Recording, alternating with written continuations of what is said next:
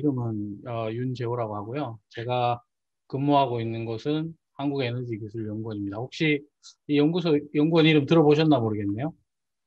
대전에 대덕연구단지에 여러 연구소들이 있는데 그 중에 이제 원자력을 담당하는 연구소는 원자력연구원이라고 있고 그 외에 모든 에너지를 담당하는 데가 이제 에너지기술연구원이라고 있습니다.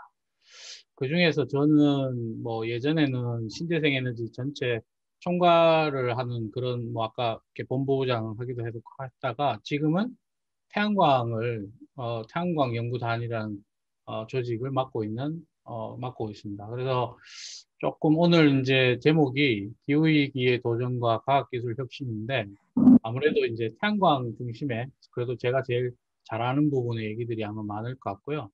근데 이제 저희 연구원에는 사실 태양광뿐만 아니라 풍력, 뭐 아까 얘기했던 ICT, 수소, 배터리 등등의 뭐 말씀드린 대로 원자력을 제외한 모든 연구를 하는 데기 때문에 혹시 이제 제 설명을 듣고는 태양광은 뭐 제가 다 해결해 드릴 수 있지만 나머지 부분에서 좀 부족한 부분이 있거나 더 질문 있으시면 또 이렇게 여기 있는 메일 주시면 제가 또 각 분야에서 제일 잘하시는 분들을 또 소개를 해 드릴 수도 있을 것 같습니다. 그래서 뭐 그렇게 해서 제가 시작을 할 건데요. 뭐 과학기술 혁신이라고 우리 준비하시는 쪽에서 제목을 주셨는데 제가 뭐 그야말로 저는 공대에 나와서 박사학위하고 이렇게 연구소 왔으니까 과학기술을 업으로 하는 일인데 기후위기의 도전과 과학기술 혁신이라는 제목은 뭐 저에게도 굉장히 좀 뭐랄까요? 무게가 있는 그런 제목인 것 같습니다. 근데 한편으로 생각하면 오늘 앞서 발표에서 뭐 왜 탄소 중립을 해야 되는지 외국이 어떤지 뭐 이런 얘기들 다 들으셨을 것 같은데 가만히 보면 외국 사람들도 지금 이렇게 담대한 계획을 세울 수 있는 근거가 그래도 그동안 한 2, 30년 동안 에너지의 트렌드를 바꿀 수 있는 기술이 나오고 또 그 기술이 우리 시장에서 사용되기 때문에 사람들이 이제는 기존에 있는 에너지 시스템에서 좀 다르게 갈 수 있지 않을까라고 아마 생각하지 않을까 이렇게 생각하고요. 그런 면에서 과학기술이 했던 기여가 있다고 생각하고 근데 한편으로는 그래도 우리가 진짜 탄소 중립을 할 수 있을까? 뭐 이런 생각들을 많이 하게 되는데 그 탄소 중립을 하기 위한 여러 가지 방안들 그리고 뭐 여러 가지 사회 경제적인 부분들이 있겠습니다만 그 또 가운데서도 과학기술이 해야 될 부분들이 있다 이렇게 보고 있고 오늘은 그 얘기들을 좀 드리려고 합니다. 이게 뭐 이건 아마 이 그림 많이 보셨죠?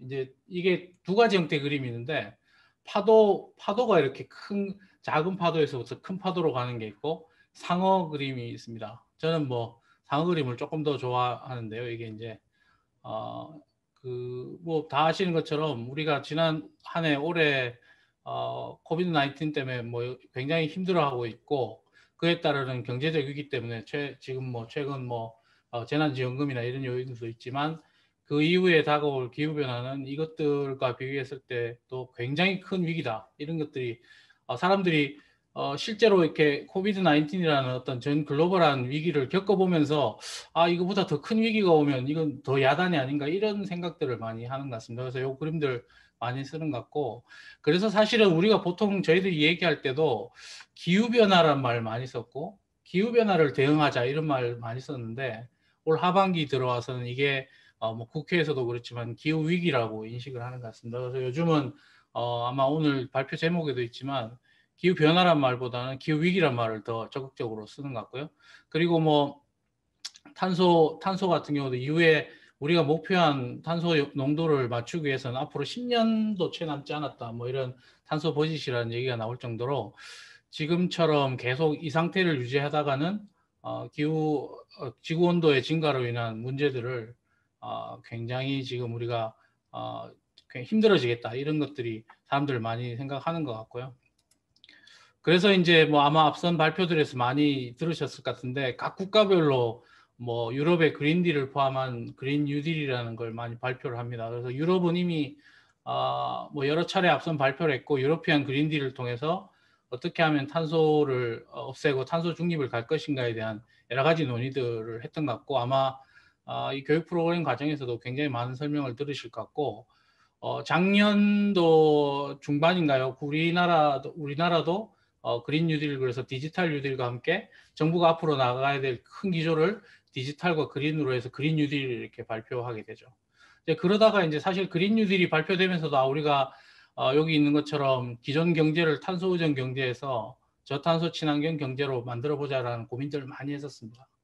그런데 이제 하반기 들어오면서 중국도 사실 중국이 굉장히 에너지를 많이 쓰는 나라지 않습니까? 그래서 중국이 탄소 중립하기 굉장히 어려운 나라라고 생각했는데 중국도 2060년까지 탄소 중립을 하겠다고 해서 굉장히 공격적인 목표를 세우고 있고 자료도 없지만 일본 같은 경우도 새로운 수상이 나오면서 2050년 탄소 중립을 선언하고 있습니다. 그래서 그런저런 과정에서 우리 대통령도 국회 시정연설, 그다음에 뭐 모두 발언을 통해서 우리도 2050년까지 탄소 중립을 하자.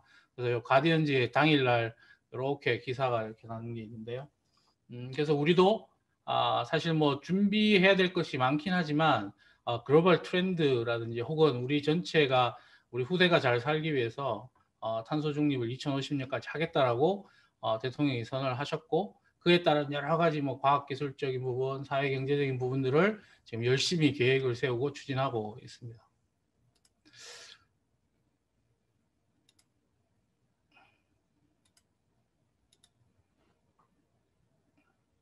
근데 실제로 탄소 중립을 하려면 어떻게 해야 되냐 뭐 이런 얘기들이 많이 있을 수 있고 아마 설명을 좀 들으셨을 것 같은데 이미 2018년도에 IPCC라는 기후변화에 대한 정부 협의체들이 있는데요. 유엔사나 거기서 열심히 보고서를 만들어서 대략적으로 우리가 어떻게 하면 2050년 탄소 중립을 할 수 있을 건가를 계산을 해봤더니 여기서 보시는 것처럼 2050년까지 재생에너지가 1차 에너지 공급의 50에서 65%, 그다음에 전력 생산의 70에서 85%를 담당해야 탄소 중립이 가능하다는 계산이 나왔다는 거죠. 그러니까 지금 생각해 보면 우리가 쓰는 전기량, 그러니까 전체 글로벌 한 평균적으로 봤을 때 우리가 쓰는 전기량의 약 뭐 가운데 값 정도 잡아서 80% 내외를 다 태양광이나 풍력 같은 재생에너지로 써야 탄소 중립이 가능하다는 얘기이기 때문에 이거 사실 엄청난 양인 거죠. 그래서 우리가 이건 뭐 된다 안 된다를 떠나서 탄소 중립을 하기 위해서는 이렇게 해야 되는 거죠. 그래서 이 과정에서의 그럼 어떻게 하면 조금 비용도 줄이고 더 효과적으로 할 수 있을 건가 이게 이제 기술적으로 해결해야 될 부분이라고 보고요. 그 사실은 이게 이제 2018년도 나오고 이런 얘기들이 제일 많이 했었는데 사실은 작년 뭐 재작년 작년까지만 하더라도 이게 숫자가 너무 크다. 사실 그래서 좀 체감이 잘 안 되는 수치들이었는데 작년 말 탄소 중립 논의를 거치면서 이게 실제로 이렇게 해야 되는 거 아닌가 하고 많은 사람들이 생각을 하는 것 같습니다. 그래서 그런 과정에서 우리가 이제 그럼 현재의 실상은 어떤가를 좀 보면 진짜 요 그림을 보시면 실제로도 이미 글로벌하게는 글로벌한 전력 시장은 아마 에너지 전환이 많이 이루어지고 있는 그런 상황이죠. 2019년도에 신규 발전 설비의 75% 이상이 태양광과 풍력 이상의 재생에너지입니다. 그러니까 우리 이게 보면 새로 발전소를 막 짓는데 그 중에 뭐 4분의 3인가요? 75% 이상이니까 4분의 3은 태양광이나 풍력으로 짓는다는 얘기고요. 그래서 태양광 같은 경우에는 글로벌하게 600기가 이상, 뭐 풍력도 600기가 이상의 누적 설치량을 그렇게 보여주고 있습니다. 그래서 이게 굉장히 급속하게 증가하고 있다는 얘기고요. 우리나라 같은 경우도 요 태양광만 우리나라는 아직 풍력은 지금 이렇게 보급이 좀 확대되기 직전의 상황이라고 보시면 되고 태양광 같은 경우에는 2019년도에 3.1기가 아마 수치적으로 좀 느낌이 안 오실 것 같은데 3.1기가 하고요. 이게 수치적으로 어떻게 느낌을 설명해 드리면 될까요? 보통은 원자력 발전소 한 기가 1기가와트라고 그럽니다. 근데 이제 차이는 뭐냐면 원자력 발전소는 1기가와트를 하면 하루 종일 계속 그 똑같은 양을 생산해 줄 수 있는데 반면에 태양광은 1기가와트 하면 하루에 약 한 15%에서 18% 왜냐하면 해가 떠 있을 때만 전기가 나오기 때문에 그 정도의 발전량이 나오는 그렇게 비교를 하시면 될 것 같습니다. 그래서 3.1기가 정도에서 이게 세계적으로 보면 글로벌 탑10 시장에 들어와 있습니다. 그래서 작년 2019년도에 세계에서 가장 태양광 많이 보급한 나라를 1등부터 10등까지 쭉 세워보면 우리나라가 10등 안에 정도 들어온 그런 상황이고요. 뭐 예전에 비해서는 많이 늘긴 했지만 뭐 베트남이나 요즘 뭐 동남아 지역에서도 굉장히 태양광을 많이 보급하고 있기 때문에 사실은 조금 더 분발해야 되는 상황이고, 여기 보시면 그럼 2019년도에 그러면 우리가 아까 50년까지 뭐 80% 내외를 해야 된다고 봤는데, 그럼 2019년도에는 몇 퍼센트 정도 되냐고 이렇게 통계를 놔보면 지금 한 5% 정도 됩니다. 폐기물은 제외하고 태양광, 풍력, 바이오 같은 재생에너지가 전체 전기에서 차지하는 비중이 약 5% 되고요. 근데 아마 글로벌하게 지금 많이 되고 있는 태양광, 풍력 같은 경우는 2.7% 정도 됩니다. 그러면 태양광만 따지면 약 한 2.2%가 2019년도에 우리가 쓰는 전기량의 태양광 비중이 그 정도 됩니다. 그렇기 때문에 우리가 요 3020이라고 그래서 30년까지 전기 비중의 태양광 풍력 비중을 20%로 하겠다는 계획이라든지 40년까지 35% 하겠다는 계획이라든지 혹은 2050년까지 탄소 중립을 하기 위한 계획을 위해서는 태양광 풍력을 굉장히 더 지금보다 더 많이 깔아야 되는, 설치를 많이 해야 되는 그런 상황이라고 볼 수 있고요. 아마 근데 전력 거래 하면서 얘기가 좀 되는지 모르겠지만 요 정도 비율이긴 하지만 근데 사실 우리가 좀 체감할 수 있는 차이는 있습니다. 우리 전력 거래소 홈페이지에 들어가면 이렇게 뭐 여름이든 겨울이든 하루에 전력 수요를 이렇게 그래프로 나타내는 게 있는데, 보통 12시에서 2시 사이가 보통 우리가 일반적으로 이렇게 전력 수요가 제일 큰 그런 피크였는데, 태양광이 보급이 많이 되면서 그 피크가 약 5시 쪽으로 밀려나 있는 걸 확인할 수 있습니다. 그러니까 낮에 이미 낮에는 그 수요가 많은데 비해서 태양광도 전기를 많이 생산하기 때문에 최고 수요가 5시 쪽으로 몰려가 있음을 이렇게 이동되어 있는 걸 확인할 수 있고요. 우리가 보통 처음에 초기에 태양광을 해야 된다고 했을 때 실제로 여름철에 피크 부하가 부족해서 추가적인 발전소를 지어야 돼서 비용이 크다고 말했는데, 그걸 태양광을 하면 그 피크 부하를 커버할 수 있기 때문에 태양광이 경제적이다 이런 얘기를 많이 했었는데,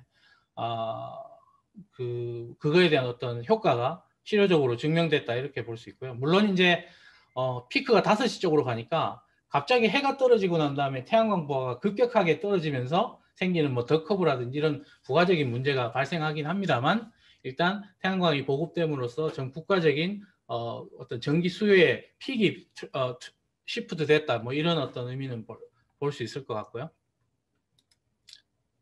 근데 이제 글로벌하게 보면 이렇게 이제 태양광 풍력이 많이 되고 있지만 사실 우리가 탄소 중립을 하기 위해서는 여기는 전기에 대한 부분도 탄소 중립을 해야 되겠지만 우리가 에너지를 많이 쓰는 게 오히려 수송, 자동차, 뭐 비행기 이런 부분이 있을 수 있고, 그 다음에 또 서머리라 그래서 공장, 건물 뭐 이런 데 들어가는 에너지들을 다 탄소 중립을 해줘야 되는 부분이 있습니다. 그래서 사실은 이걸 전체적으로 다 탄소 중립을 하기 위해서는 당연하게도 전력 부분에 있어서의 태양광 풍력으로 전환하는 건 물론이고, 기존에 있는 열로 쓰던 거를 전기로 바꿔주는 게 필요하죠. 그걸 우리가 이제 전기화라 그러는데, 뭐 예를 들자면 그런 거죠. 뭐 부엌에서 쓰는 가스 뭐죠?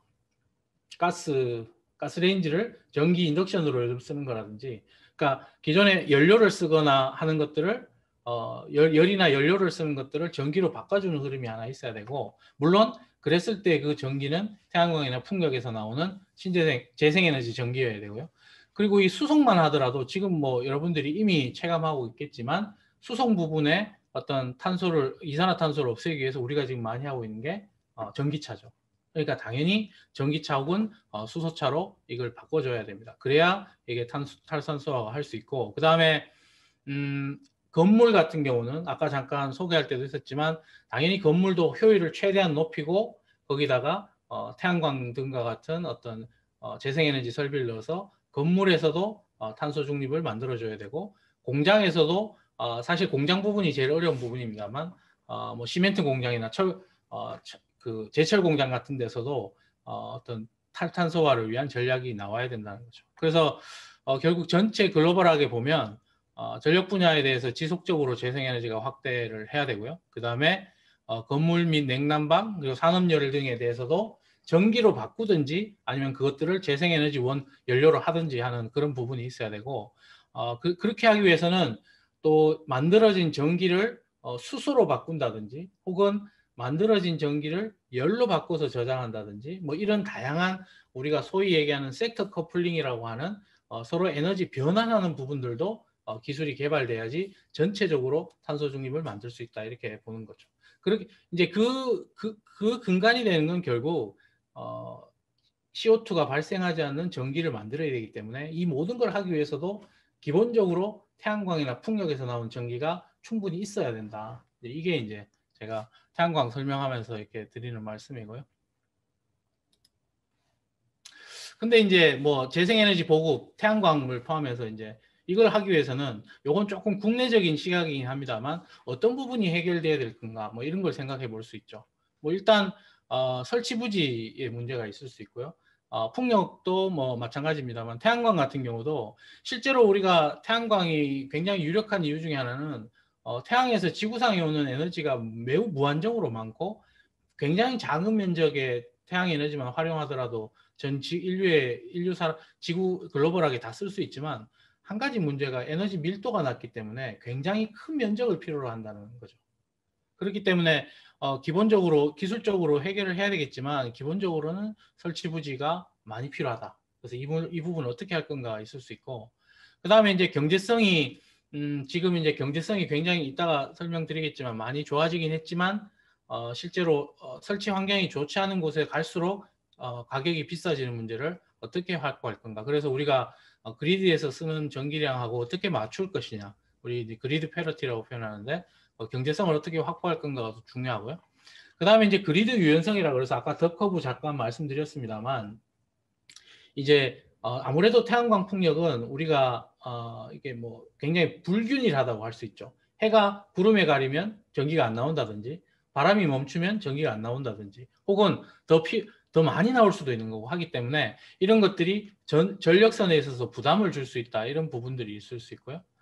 이런 것들이 지금 재생에너지 확대에서 많이 또 적용이 되는 거고 그 다음에 뭐 최근에 이제 뭐 이건 신문지상에서 뭐 태양광을 많이 깔았더니 뭐 중국만 배불리느냐 뭐 이런 사실은 좀 팩트 체크해야 될 부분이 있습니다만 그런 부분에 있어서의 그러면 우리 이 재생에너지 확대를 위해서 국내 기업이 좀 산업을 좀 이렇게 글로벌하게 경쟁력이 강화됐으면 좋겠다. 그래서 그 속에서 일자리도 창출됐으면 좋겠다는 게 또 하나의 이슈가 있을 수 있고요. 그 다음에 아까 말씀드린 것처럼 단순히 전력 그리드에 몰려서 전력원으로 쓰는 것뿐만 아니라 건물이라든지 수송이라든지 산업 등에 적용이 돼서 전체적인 탄소 중립을 만드는 데 기여하는 부분 이런 것들이 이제 또 필요하고요. 그다음에 그 가운데서도 이제 수용성 개선이라고 해서 아무래도 기존에 있는 화력 발전이나 원자력 발전소보다는 물론 대규모 풍력이나 대규모 태양광 같은 경우는 실제 사용자와 이렇게 거리가 많이 떨어져 있지만 실제로 태양광의 특성상 사용자랑 근거리에서 태양광이 있을 가능성도 굉장히 큽니다. 그렇기 때문에 그러기 위해서는 우리 신미성이라고 하는 우리 사용자가 디자인적으로나 어떤 우리가 수용하기에 적합한 뭐 모양이랄까요? 외형적인 것도 가져야 되고 그래서 사용자와 좀 더 긴밀한 형태의 수용성이 개선돼야만 우리 재생에너지 보급이 더 확대될 수 있다. 이런 측면이 있고 이게 다 사실은 뭐 제도적인 측면이나 법적인 측면으로 해결할 부분들도 있지만 상당 부분 기술적인 측면에서 해결 가능하고 해결해야 된다 이렇게 보고 있습니다.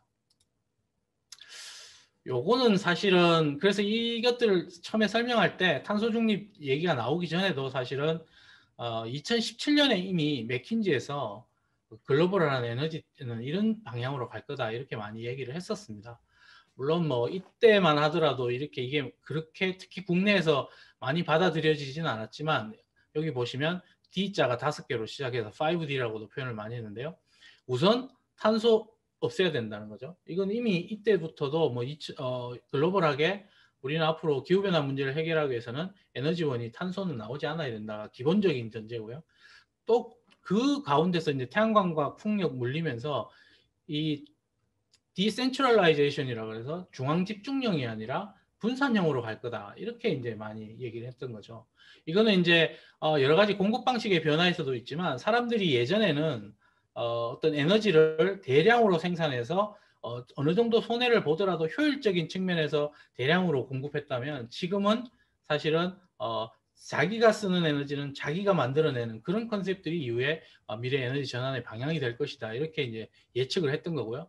근데 그렇게 하다 보면 사실은 소수의 발전소만 있고 그걸 공급하게 되면 사실은 관리하기가 굉장히 용이해지는데 여러 발전소가 사실 지금만 해도 태양광 발전소가 수십만 개 이후에 더 늘어날 수 있는데 태양광 발전소가 있게 되면 이게 하나의 그 하나하나를 관리하기 위해서는 디지털 기술이 들어가야 된다는 부분이고요.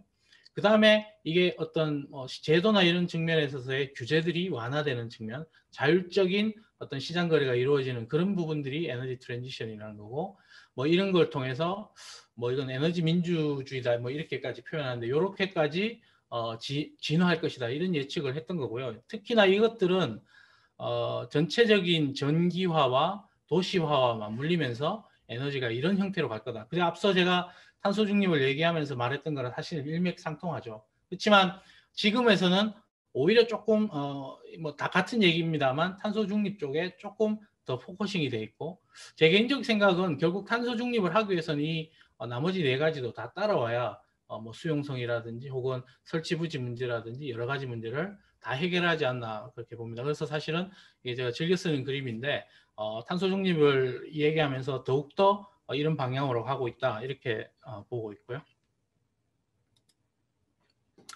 그러면 앞으로 기술적으로는 어떻게 해야 되는가를 이제 말해야 되는데 뭐 이게 제가 그냥 단도직입적으로 첫 번째 얘기는 그럼 어떤 혁신 기술이 개발되어야 탄소 중립에 좀 더 가까이 갈 수 있을까 해서 제가 먼저 태양광 얘기를 하려고 합니다.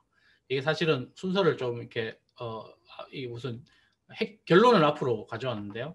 먼저 지금보다는 더 효율 높은 태양광 모듈 기술을 만들어야 탄소 중립으로 가는 가장 첩경이겠다 이렇게 보는 거죠.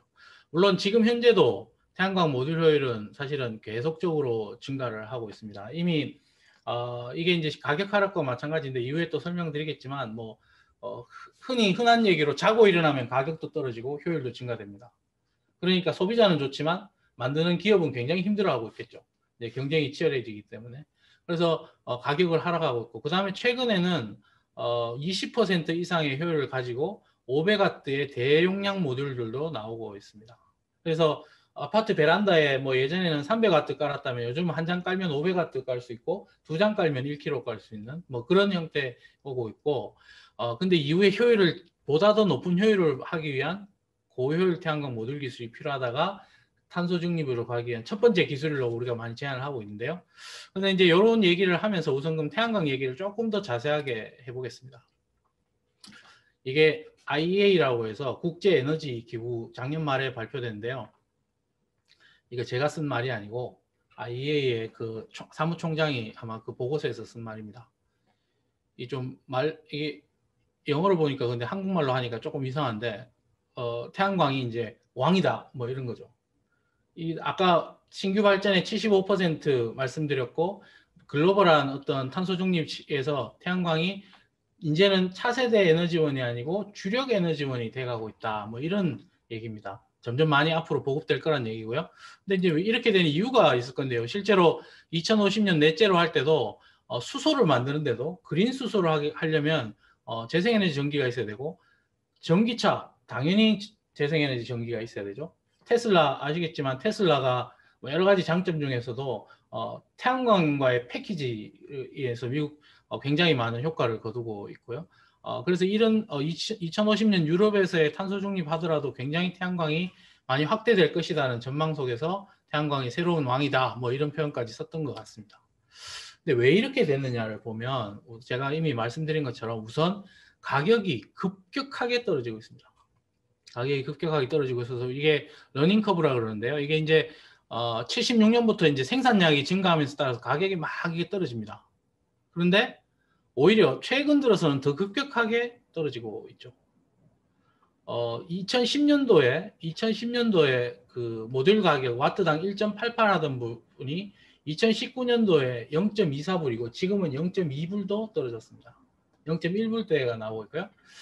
2010년도 이럴 때 그 우리 한국의 주택에 3kW 깔 때 제 기억에 킬로와트당 1,000만 원, 2,000만 원 그랬습니다. 근데 지금은 우리 혹시 이제 집에 있으신 분이 있는지 모르겠지만 LG전자 모듈을 깔아도 킬로와트당 200만 원이면 깔 수 있죠. 그러니까 그 사이에 벌써 10년 정도의 가격이 10분의 1 이상으로 이하로 떨어진 거죠. 그러니까 지금도 가격이 떨어지고 있습니다. 그래서 이 부분이 기본적으로 경제성이 확보됐다는 거고요. 그걸 좀 다른 말로 다른 식으로 표현하면 요게 이제 킬로와트당 그 태양광 가격 그림 이제 태양광 가격이 이렇게 LCOE라고 해서 전력 단가가 이렇게 떨어지고 있다는 게 글로벌하게 보여지고 있는데요. 포르투갈에 옥션을 했더니 킬로와트아워당 0.0132불에서 낙찰이 됐다는 거죠. 태양광 발전이. 그러면 이게 킬로와트당 이게 얼마인가요? 뭐 아무리 못해도 200원 안 하는 거죠. 맞나요? 200원, 20원 안 하는 거죠. 200원이 아니고 20원은 안 하는데 실제로 우리나라에서 제가 알기로는 원자력 발전 단가가 약 60에서 80원 정도, 외국은 100원 넘지만 뭐 그 정도기 때문에 우리나라에서 원자력 발전소에서 만드는 전기의 3분의 1이 포르투갈에서는 만들 수 있다는 거죠. 물론 이제 포르투갈은 우리나라보다 기상 조건이 조금 더 좋기도 하고 뭐 여러 가지 다른 요인들이 있습니다만 태양광으로 하면 이렇게까지 싸게 갈 수 있다 이렇게 얘기를 하는 거죠. 그렇기 때문에 지금 그 글로벌 시장에서 태양광이 이렇게 주력 전원이 되는 건 뭐 탄소 중립을 해야 때문에 해야 된다라는 측면도 있지만 실제로 조건을 비교해 보면 가장 값싼 전원이기 때문에 태양광 혹은 풍력, 해상 풍력을 쓰게 되는 겁니다. 그렇게 보시는 게 맞고요. 그래서 그러니까 우리가 탄소 중립을 위해서 해야 된다는 당위와 그 다음에 찾아보니 제일 싸더라라는 어떤 현실적인 경제성이 만나서 이게 폭발적으로 수요가 증가하고 있다 이렇게 보시면 되고요. 근데 이게 왜 이렇게 값싸질 수 있느냐 뭐 이런 고민들을 하게 되는데 여기 계신 분들은 다 대학생이시면 공대에 계시는 분들은 뭐 이렇게 대충 배우셨을 수도 있을 것 같은데요. 이게 이제 태양광은 구성 요소라고 제가 표현했습니다만 태양광을 이제 태양광 발전의 요소는 빛을 받으면 전기를 만드는 태양전지라는 부분이 있습니다. 그 다음에 이제 뭐 그러니까 예를 들어서 보통 기본적으로는 태양전지를 실리콘 웨이퍼 이렇게 만들면 솔라셀이라고 태양전지가 만드는데 이 태양전지는 여기서 이제 빛을 전기로 만드는 소자인데 얘를 그냥 한 장 한 장 두기에는 굉장히 잘 깨집니다. 그래서 일종의 패키징을 해서 이렇게 모듈로 만듭니다.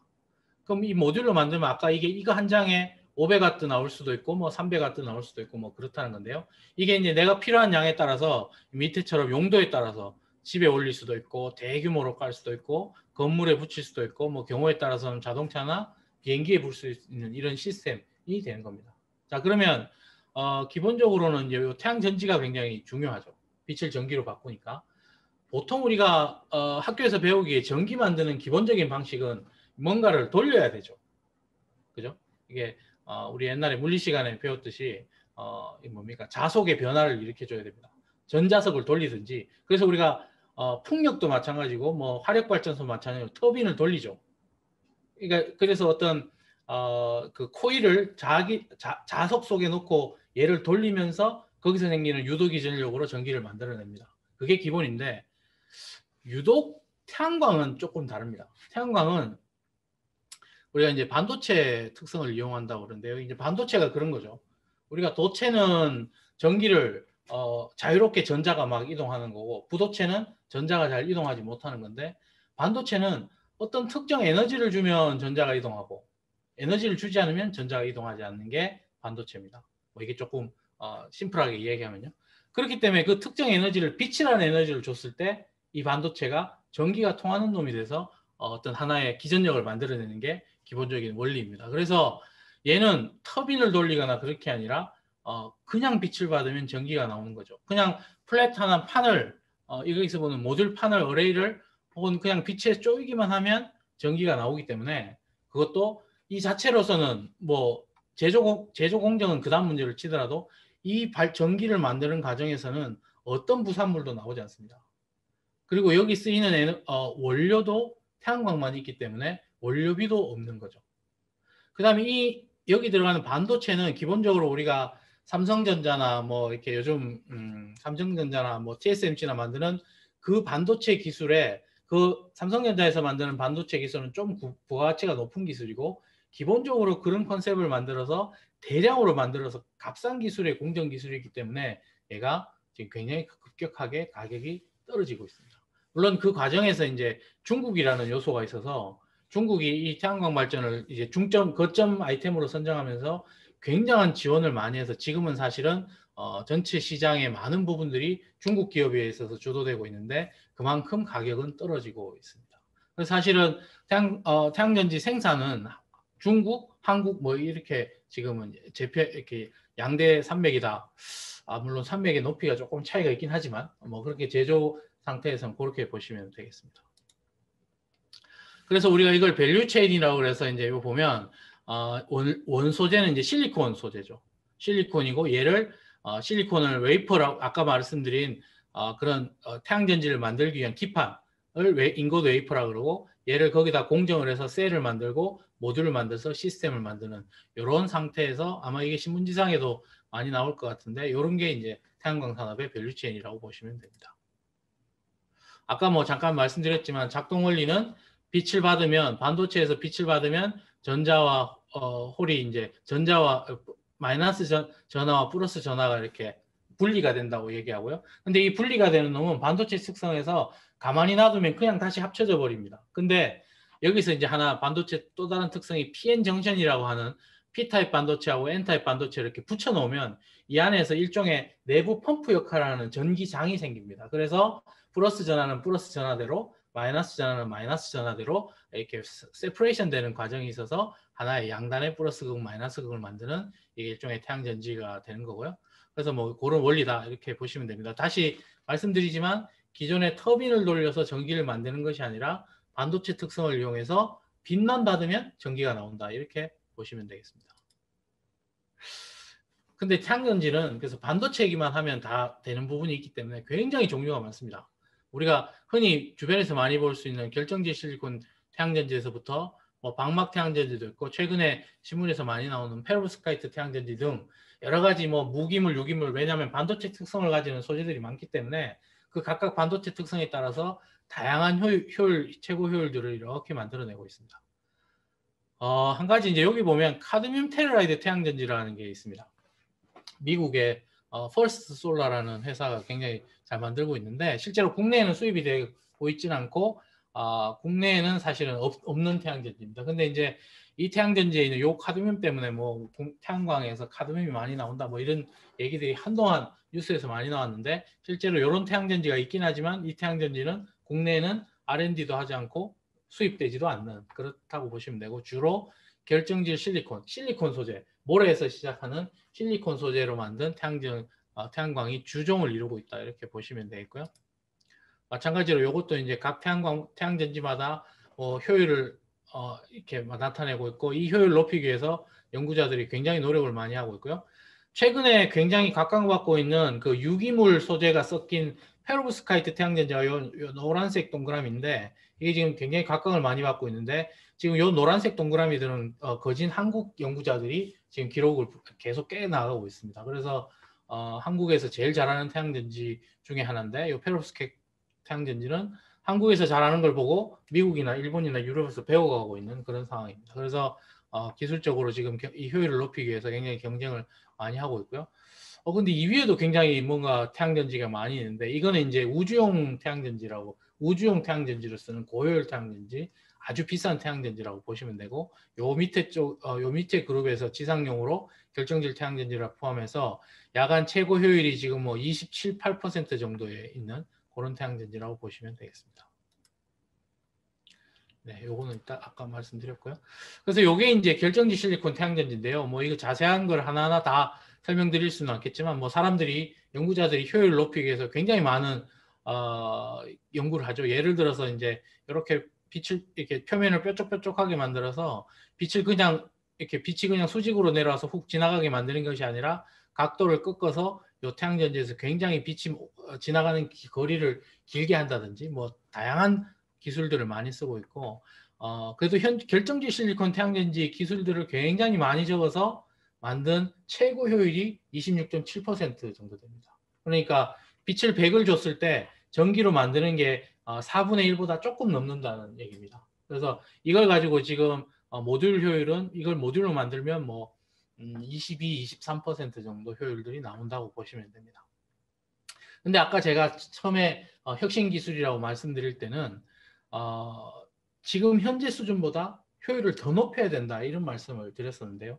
그럼 이게 사람들이 26.7% 했는데 이 태양전지를 이론 효율을 계산했더니 약 한 29% 정도 됩니다. 그러니까 결정이 실리콘 태양전지 이론 효율이 29%인데 사람들이 기술 개발로 만든 게 27%니까 이제 거의 다 왔는 거죠. 그래서 사람들이 이걸 더 이상 갈 수 없는가라고 고민을 하기 시작했습니다. 그래서 탄소 중립을 하기 위해서는 이거보다 좀 더 높은 기술이 와야 될 것 같은데라고 고민해서 고안한 것이 여기 보시는 것처럼 서로 흡수하는 파장대가 다른 두 태양전지를 붙여서 만든 이중접합 태양전지라는 게 있습니다. 왜냐하면 태양전지가 왜 효율이 4분의 1밖에 안 나오냐면 태양전지가 흡수하는 영역대가 딱 지정되어 있기 때문에 그 나머지 파장들은 버려야 되는 겁니다. 혹은 버리거나 열로 손실이 되는데 그러면 사람들이 생각했죠. 서로 잘 흡수하는 파장대가 서로 다른 놈을 두 개 붙이면 A라는 파장대에서 흡수하고 남는 빛을 B라는 데서 흡수하고 이렇게 하면 효율이 더 높아질지 않을까라고 생각했는 게 여기 보시는 것처럼 이중접합 태양전지라고 해서 두 개의 태양전지가 붙인 겁니다. 그래서 아까 두 개의 태양전지 그럼 어떤 태양전지를 붙일 것이냐. 그래서 결정질 실리콘 태양전지 지금 시장에서 주종을 잇는 결정질 실리콘 태양전지하고 우리나라에서 굉장히 개발을 잘하고 있는 페로브스카이트 태양전지를 붙이면 이게 35%까지 갈 수 있구나라는 걸 사람들이 생각해내게 됩니다. 그래서 우리나라를 포함해서 지금 굉장히 많은 나라들이 누가 먼저 35%를 달성할 것인가를 놓고 굉장히 큰 경쟁을 하고 있습니다.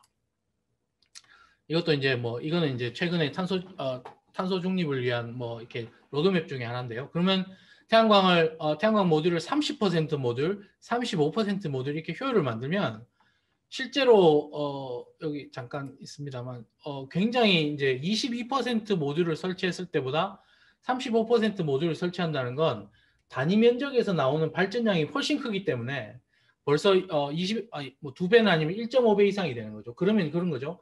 같은 면적에서 나오는 전기량은 1.5배가 생성된다든지 혹은 아니면 어떤 그 면적이 1.5배로 줄어든다든지 두 가지 중에 하나의 효과가 있는 거기 때문에 실제로 35% 모듈을 만들게 되면 그 우리나라에서 설치할 수 있는 양들이 굉장히 늘어난다 이렇게 보고 있습니다. 그래서 태양광에 있어서는 지금 두 개의 서로 다른 종류의 태양전지를 붙인 이중접합 태양전지를 가지고 고효율 태양광 모듈을 가는 게 탄소 중립을 위한 첫 번째 혁신 기술이다 이렇게 보시면 되겠습니다. 그러면 두 번째 혁신 기술은 이런 거죠. 여기 보시는 것처럼 이런 휘어지는 태양전지 만드는 겁니다. 가볍고 휘어지는 태양전지 만들어서 이걸 어떻게 할 것이냐. 여기처럼 건물이나 일단 건물에다가 다양하게 붙여보는 거죠. 지금 현재는 결정질 실리콘 어떤 기존의 태양전지를 가지고도 건물에다 잘 적용하고 있습니다만 응용의 한계가 있다고 보기 때문에 기와라든지 창호라든지 이런 다양한 태양전지 응용을 위해서는 기본적으로 지금보다 더 얇고 더 가볍고 더 다양한 색깔을 가지는 태양전지 개발하는 게 두 번째 혁신 기술이라고 저희는 보고 있습니다. 그렇게 되면 실제로 이 유연한 태양전지를 하면서도 아까 앞서 설명한 이중접합 태양전지 기술을 적용하면 30%의 어떤 유연한 태양전지를 만들 수 있을 걸로 예측이 되는데 그러면 심지어는 이 좁은 면적의 자동차 위에 올린다 하더라도 뭐 최소 20km 이상 주행거리를 늘릴 수 있을 정도의 유의미한 태양전지를 응용이 가능하다 이렇게 저희들이 예측을 하는 거고요. 그래서 이제 태양광은 기본적으로 이게 기존의 결정지 실리콘 태양전지처럼 고정형의 태양전지가 됐든 아니면 유연한 기판을 적용해서 플렉서블한 태양전지가 됐든 앞서 말씀드린 두 가지 서로 다른 태양전지를 붙여서 효율을 높이는 기술 이게 탄소 중립을 위한 혁신 기술이다 이렇게 보시면 되고요. 두 번째는 이게 단순히 태양광이 아니라 이게 도심 속에서 어떤 통합적으로 적용되는 게 필요하다는 거고 저희가 이제 여기 스마트 에너지 시티라 그래서 도시도 하나의 발전소가 되면 좋겠다 이런 거였는데요. 그래서 여기 보시는 것처럼 스마트 에너지 시티를 구축해서 새로운 통합 관리 체계를 운영하는 것까지가 또 하나의 혁신이고 이게 하나의 통합 기술이라고 보시면 됩니다. 그래서 이거는 여기 보시면 이 통합기술의 요소는 그러기 위해서는 도심 내에서 굉장히 다양한 형태로 태양광이 전기가 나와야 되는 거죠. 아까 말씀드린 것처럼 건물에서 나오는 건 물론이고 자동차에도 나와야 되고 사람들이 들고 다니는 디바이스에도 전기가 나와야 되고 사실 여기 표현은 안 돼 있습니다만 제가 바라는 데는 RIPB라 그래서 도로에도 뭐 굉장히 하중이 트럭들이 지나가는 도로는 아니지만 최소 사람이 지나가거나 자전거 도로에는 다 태양광이 깔리는 형태가 돼서 최대한 전기가 많이 나오고 그 다음에 조금 더 기술적으로 들어가면 압전이라 그래서 압력을 주어지면 이게 전기로 바뀐다든지 열이 주어지면 전기로 바뀌는 그런 기술들이 있습니다. 그래서 그런 어떤 도시형 태양광 모듈 혹은 도시형 어떤 에너지 하베스팅 기술들이 하나가 구성 요소가 될 수 있고 그 다음에 이제 도심 속에서 들어가면 아까 말씀드린 것처럼 이게 들쭉날쭉하기 때문에 과연 특정한 지역에 있어서 재생에너지 발전량이 얼마나 나올 것인가에 대한 예보 기술도 하나의 요소 기술이 될 것 같고요. 그 다음에 V2G, P2G라 그래서 이거는 자동차의 배터리를 하나의 저장 매체로 쓰는 거죠. 그러니까 남는 전기는 자동차 배터리로 저장해 놨다가 자동차도 쓰고 그 자동차에 있는 배터리를 다시 부족한 그리드로 옮겨주고 하는 그런 기술이라든지 혹은 수소로 전환해서 그 수소를 전기를 만든다든지 혹은 자동차 수소 자동차에 쓰는 이런 통합적인 기술들이 있어야 도심 단위에서 탄소 중립을 만들 수 있다. 이렇게 이제 저희들이 보고 있는 거고요. 아까 잠깐 설명을 주셨는데 그래서 제가 이제 이런 걸 한번 시연해 보고자 부산 에코델타 시티에 에너지 공유 개념을 가지고 저희가 지금 실증 사업을 하나 하고 있습니다. 그 공유라는 게 공간에 대한 공유가 있을 수 있죠. 그러니까 우리 집에 있는 태양광 건물 내 지붕에 있는 태양광뿐만 아니라 공동 공간에 있는 태양광도 서로 같이 쉐어야 한다든지 혹은 서로 다른 건물 간에 있는 이렇게 태양광들을 내가 모자랄 때는 남는 쪽에 전기를 사온다든지 혹은 이렇게 서로 간에 다 남으면 그리드로 판다든지 하는 건물 간의 공유들이 있을 수 있고 그 다음에 서로 저장 매체 간의 설비 간의 공유 있을 수 있고 이 공유 간의 네트워킹을 전체적으로 블록체인으로 해서 하나의 보안을 유지하는 그런 에너지 공유 거래하는 것들을 어떤 부산의 에코델타 시티에서 지금 실행을 하고 있습니다. 뭐 같은 설명이 되겠는데요. 특히나 전기뿐만 아니라 열 동안에도 서로 다른 에너지 생산과 수요 패턴, 그러니까 가정주택이나 건물이나 혹은 아파트 같은 경우는 에너지가 만들어질 때와 사용될 때 서로 패턴이 다르기 때문에 각각에 있어서 내가 남을 때는 가까운 우리 수요자에게 팔 수 있고 그래서 휴대폰상으로 오늘 이렇게 내가 이쪽에서 생산된 전기가 가장 값싸게 살 수 있구나 해서 자동으로 거래가 되는 그런 형태의 실증을 지금 부산 EDC에서 하고 있는데요. 이제 이걸 하는 기본적인 목적은 대규모의 재생에너지원들을 또한 그리드 라인으로 물고 와서 이렇게 도심에 공급하는 것보다는 최대한 도심 속에서 효과적으로 생산하고 서로 거래하고 공유해서 일종의 하나의 에너지 자급자족적인 커뮤니티를 만들어야 전체적인 도심에서의 탄소 중립이 돼야 국가적으로도 탄소 중립이 효과적으로 될 수 있을 것이라는 생각에서 이런 것들을 실증을 지금 진행을 하고 있습니다. 마찬가지 얘기고요. 뭐 이것도 마찬가지 얘기입니다. 그래서 지금 보시면 이게 이제 부산의 에코델타 시티 전경인데 지금 현재로 스마트 빌리지라 그래서 가정주택 56세대는 이미 이제 태양광 설비나 이것들이 지금 공사가 진행이 되고 있고 이후에 공동주택 400세대 그다음에 이제 스마트 혁신센터라 그래서 건물 그러니까 하나는 가정주택, 하나는 아파트, 하나는 건물이 돼서 이게 하나의 커뮤니티가 돼서 서로 공유하고 거래하는 그런 시스템을 지금 실증을 해볼 계획이고 그랬을 때 앞서 우리 전력 거래에 대해서 설명을 들으셨겠지만 지금 현재 시스템이 아니라 어떤 시스템이 돼야 가장 이 세대에서 재생에너지나 어떤 탄소 중립을 경제적으로 실현할 수 있을 것인가를 우리가 지금 테스트하는 그런 거라고 보시면 되고요. 아마 올 하반기 때 되면 실제로도 아마 구경 가실 수도 있지 않을까 그렇게 생각이 됩니다. 요 자료는 뭐 아까 말씀드린 것처럼 잠깐 말씀드렸는데 이렇게 재생에너지가 도심에 공급되게 되면 이게 실제로 재생에너지 공급에 따른 발전량 예측이 사실 필요하고 그게 천리안 인공위성 자료나 실제 모니터링 자료들을 빅데이터 만드는 게 필요하고요. 그래서 저희가 사실은 이 대동여 지도라는 어떤 이름을 가지고 최대한 정확성을 가지고 예측하는 지금 기술 개발들도 진행하고 있다 이렇게 보시면 되겠고 게다가 태양광뿐만 아니라 태양광 ESS라든지 그다음에 전기차 충전, 전기버스 충전까지도 하나의 통합 시스템을 구축하는 것도 새로운 기술 요소라고 보시면 되겠습니다. 그리고 이제 좀 말씀을 드렸습니다만 여기 지금 저장하는 측면에서도 제가 뭐 오늘 풍력에 대해서는 또 이후에 설명 들으실 기회가 있으니까 풍력은 말씀 안 드렸었는데요. 태양광에 전기가 되면 배터리로 이걸 저장하기도 하고 전기 자동차에 바로 쓰이기도 하고 P2G라 그래서 이건 수소로 이 그린 수소로 만들 수도 있습니다. 그 다음에 P2H라 해서 열로 저장할 수도 있고요. 그래서 이 그린 수소로 만드는 것은 수소로 저장할 수도 있고 이 수소로 저장된 수소는 연료전지를 통해서 전기로 만들 수 있고 여기 그림에는 빠졌습니다만 바로 수소차로 충전할 수도 있는 거죠. 그리고 실제로 태양광으로 만드는 전기를 열로 만들었을 때는 이게 기존의 전기뿐만 아니라 그 남은 실제로 열이 사용되는 부분에 있어서는 열저장 형태로 이렇게 변환돼서 열이 필요한 부분에 공급되는 이게 전체적인 어떤 시스템 밸런스가 맞춰지는 그런 형태를 구성해야 만들어진 전기가 태양광으로 만들어진 전기가 효과적으로 사용될 수 있다고 보고 있습니다. 그래서 그런 부분들이 이제 하나의 또 이 탄소 중립을 위한 요소 기술이 될 것 같고요.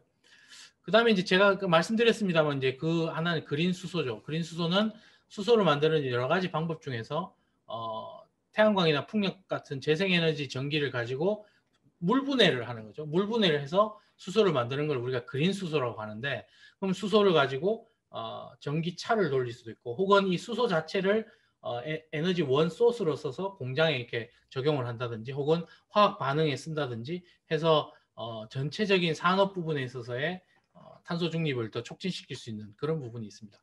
근데 실제 이제 전력 부분에 있어서도 태양광 풍력이 늘어나야 되는데 수소까지도 그린 수소를 만들려면 오히려 더 태양광은 더 증가해야 되는 그런 측면이 되겠습니다.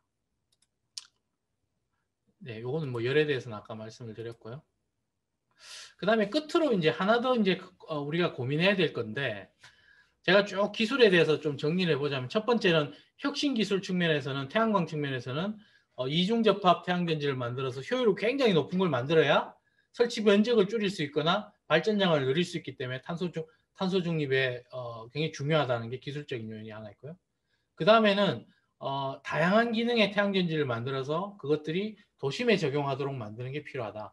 그 다음에 도심에 적용할 때 있어서는 물론 이게 뭐 도심뿐만 아니라 태양광을 적용할 때 있어서는 만들어진 전기를 그냥 전기로 쓰는 것뿐만 아니라 열로도 바꿀 수 있고 수소로 바꿀 수 있고 그 다음에 ICT 기술이 적용해서 하나의 통합적인 어떤 시스템이 돼야 된다는 게 제가 말씀드린 부분이고 마지막으로 이렇게 말씀드린 부분은 제가 아까 재생에너지 확대를 위한 어떤 이슈에서도 말씀드렸습니다만 요 기술을 탄소 중립을 위한 기술 과정에서 우리의 산업 경쟁력도 확보됐으면 좋겠다는 거죠. 물론 이제 탄소 중립이라는 하나만 놓고 보자면 외국 제품을 수입해서 쓴다 하더라도 탄소 중립을 목표는 달성할 수 있겠지만 기왕 우리나라가 기술이 있기 때문에 그 과정에서 우리가 탄소 중립을 하면서 일자리도 더 만들어지면 이게 그린 뉴딜이라는 게 제대로 된 그린 뉴딜이 된다고 보기 때문에 과연 그러면 그 과정에서 어떻게 하면 산업 경쟁력을 확보할 수 있을 것이냐 이제 이런 측면에서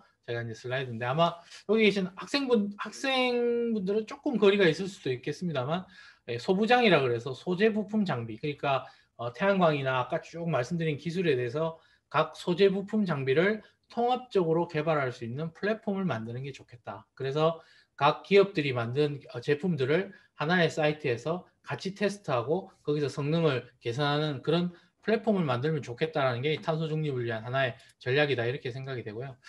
아마 최근에 신문지상에 많이 나왔습니다만 그래서 태양광 같은 경우는 태양광 기업 공동활용 연구센터라는 게 지금 만들어질 예정입니다. 그래서 각 기업에서 우리 태양광 기업이 국내 같으면 뭐 하나큐셀, 그다음에 신성ENG, 현대, LG전자 뭐 이런 4개 기업들이 있는데 혹은 다른 그 기업들에게 납품하는 또 여러 소재 부품 장비 기업들이 있는데 그 기업들의 개발품들을 하나의 굉장히 파일럿 100메가와트급에서 테스트해서 우리가 이 정도 개발했는 걸 검증해서 그러면 그 검증한 결과를 보고 기업들이 그럼 우리가 어떤 리스크 없이 다음에 투자할 수 있겠구나라는 걸 결정할 수 있게끔 도와줄 수 있는 태양광 기업 공동활용연구센터가 어떤 소부장 플랫폼의 하나의 그린 뉴딜의 하나의 어떤 큰 어떤 방법론으로서 우리 지금 만들어질 예정에 있습니다. 그래서 사실은 제가 아까 부산 EDC에 이렇게 시스템 측면에서 부산 EDC에 우리가 이렇게 실정을 하나 하고 있고 또 한축으로는 우리 태양광의 산업 경쟁력 확보를 위해서 태양광 기업 공동활용연구센터를 또 추진을 하고 있습니다. 그래서 이 부분 아마 신문에서도 이렇게 요즘 이렇게 가끔씩 보도가 되기 때문에 보시면 이런 거다. 그래서 탄소 중립을 하는 과정에서 당연히 재생에너지 느리고 그다음에 여러 가지 기술들을 적용하는 것도 중요하지만 그 적용하는 과정에서 우리나라의 보급이 늘어나면 그게 하나의 내수 시장이라고 우리가 표현하지 않습니까? 내수 시장이 늘어나기 때문에 그 내수 시장을 바탕으로 우리 기업들이 경쟁력을 확보해서 외국에 수출할 수 있는 그런 것까지 만들면 좋겠다는 게 중요하고요. 뭐 실제로 한화큐셀 같은 경우에는 이미 그 미국 시장에서의 그 주택용 태양광에서 사실 1등 보급을 하고 있습니다. 이미. 그렇기 때문에 보다 더 글로벌 시장에서 중국하고의 경쟁을 잘할 수 있는 그런 방법도 같이 가야만 진정한 의미에서의 그린 뉴딜이 되지 않나 이렇게 보고 있습니다. 예, 그래서 제 발표는 이 정도로 하고 뭐 혹은 궁금한 거 있으시면 질문 주시면 답을 드리도록 하겠습니다. 네, 이상입니다. 네, 감사합니다. 저도 보면서 진짜 많이 배우면서 태양광 안에 어떻게 생겼는지도 잘 몰랐는데 저도 많이 배운 것 같습니다. 그 발표하시는 가운데 학생들이 댓글로 계속 질문을 남겼습니다. 그러셨어요? 저만 못 보고 있었네요. 네, 채팅으로 남겼습니다. 네네네. 발표 자료는 아직 공유가 안 돼서 이거는 끝나면 또 학생들에게 공유를 예, 제가 발표 자료를 매우 생생한 자료로 만들려다 보니까 공유가 안 되는 자료도 섞여 있어가지고 미리 공유를 못 드렸습니다. 네.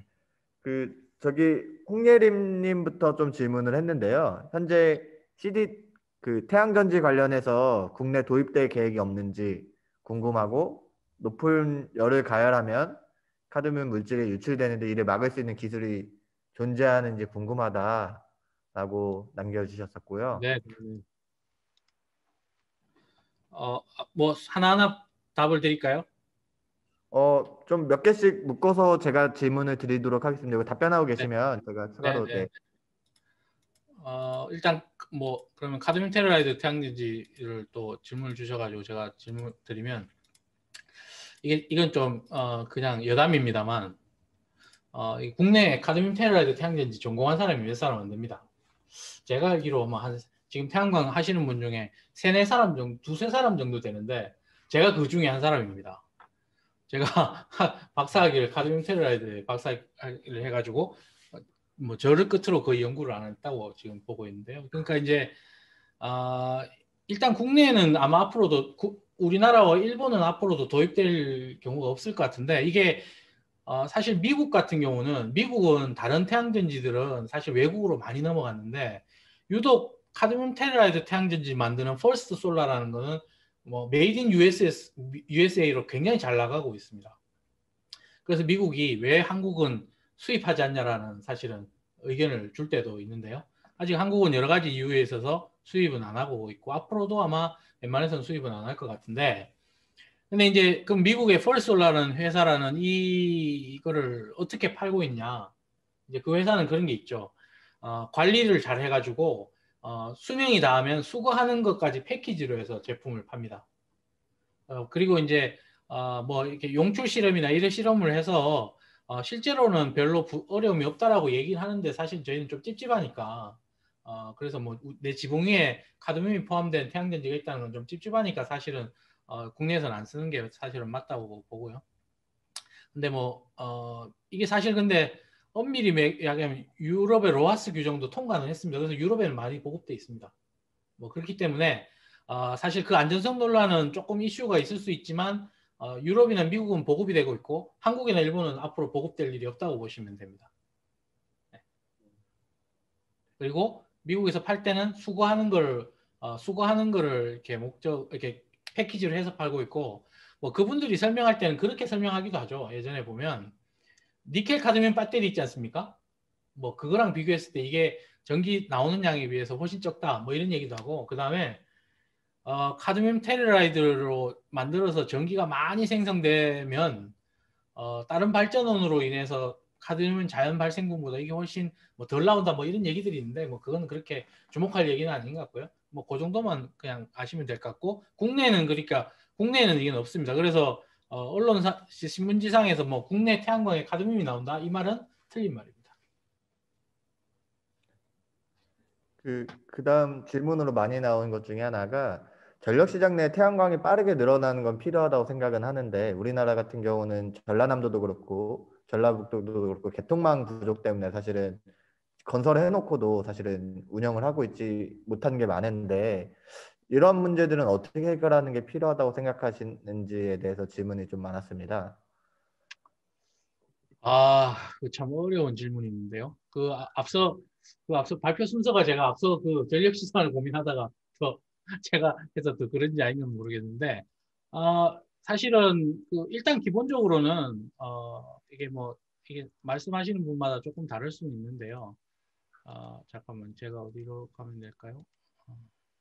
예, 뭐 기본적으로 그 재생에너지 전력원의 증가함에 따라서 개통을 증설하는 게 일단 맞고요. 그 탄소 중립에 있어서는 그에 맞게끔 증설하는 건 맞는데 다만 이제 한 가지는 과연 그 증설하는 비용이 더 많이 효율적일 것이냐, 혹은 그거를 수소로 바꿔서 수소로 활용하는 게 더 효율적일 것이냐, 이 부분에 대한 고민은 사실 필요한 부분이고요. 그 다음에 어차피 태양광이라는 게 대규모 발전원으로도 당연히 쓰이지만 태양광의 장점이라는 게 언제 어디서나 빛을 받으면 전기가 나온다는 장점이 있기 때문에 아까 말씀드린 것 중에 조금 더 도심적으로 이렇게 수요가 있는 쪽으로 태양광을 공급하는 것들을 더 확대해야 된다고 저는 보고 있고, 그치만 그런 거죠. 그렇게 했을 때 이제 좀 우려하시는 분은 그게 양이 얼마나 되겠느냐, 양이 얼마나 되겠느냐에 우려하시는 부분들이 있지만, 그렇지만 저는 이제 이렇게 한 덩어리는 작지만 개수들을 굉장히 전 국민적으로 많이 늘려가지고 전체 양을 확보하는 어떤 일종의 노력들도 굉장히 필요하다라고 보고 있고, 정부도 그런 부분에 있어서 지금 고민을 하는 것 같고요. 그렇기 때문에 정리하자면 좀 균형을 맞춰줘야 되고, 지금 있는 양들은 개통 증설을 해가지고라도 효과적으로 커버를 해야 된다고 보고 있습니다. 그렇지만 향후에 태양광을 확대할 때는 개통 비용에 들 돈을 다른 데로 투자한다면 보다 더 도심이나 이런 수요에 가까운 쪽으로 태양광의 장점을 극대화하는 쪽으로 보급이 가능하지 않을까라고 보고 있습니다. 그리고 간단한 질문이긴 한데요.